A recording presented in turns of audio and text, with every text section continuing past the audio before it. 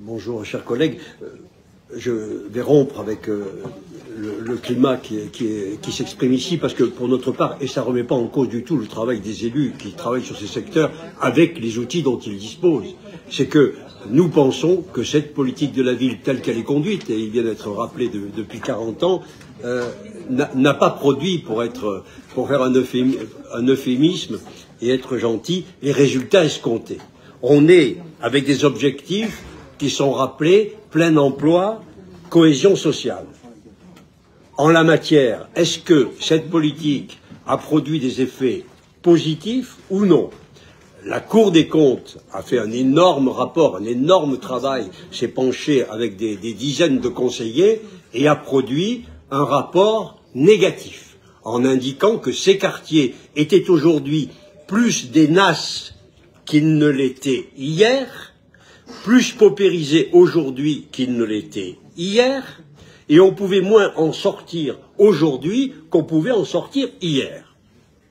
Bon, et on nous dit, on continue avec des sommes considérables, parce que si on faisait un cumul des politiques suivies, on a parlé tout à l'heure du plan local de solidarité, on parlera du PLH, etc., les moyens que mettent l'État et les collectivités, qui sont évidemment toujours insuffisants, mais les moyens qui sont mis sont énormes, et les résultats ne sont pas à la hauteur des espérances. Ce qui est dommage dans ce type de rapport, c'est qu'on a un état des lieux. On nous indique les chiffres du chômage énormes dans ces quartiers, et on fait une photographie. Mais ce qui serait intéressant, puisque cette politique est menée depuis 40 ans, c'est que nous disposions des étapes et des résultats. Combien de chômeurs de moins? Combien de personnes insérées? Combien de personnes sont passées du HLM à la propriété? Pour qu'il y ait de la promotion sociale.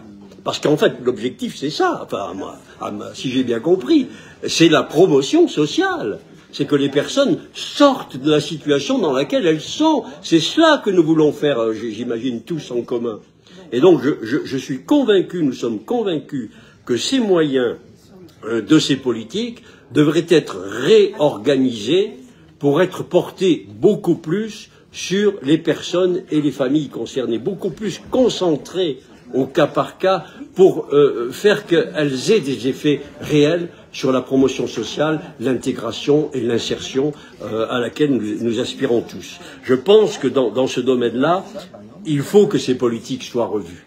Elles sont trop tournées vers les investissements globaux, les investissements urbanistiques, elles sont trop tournées vers la pierre et pas assez sur les personnes.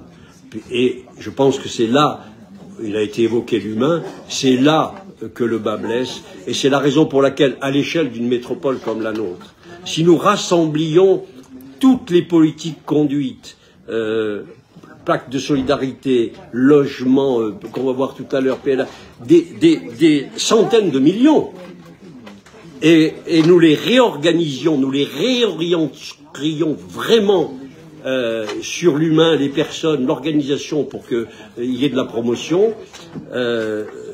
On évoquait par exemple le taux de HLM de 95% dans un quartier, c'est évidemment trop. Il faut donc l'accession à la propriété. Or, la métropole limite ses accessions à la propriété, limite ses ventes de logements, etc., à très peu, je crois une trentaine par an.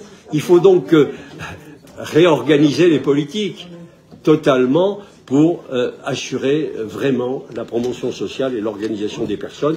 C'est la raison pour laquelle je regrette qu'on n'ait pas ce bilan de l'évolution, les résultats réels, et en tout cas, pour l'instant, ils ne sont malheureusement pas satisfaisants pour les populations concernées.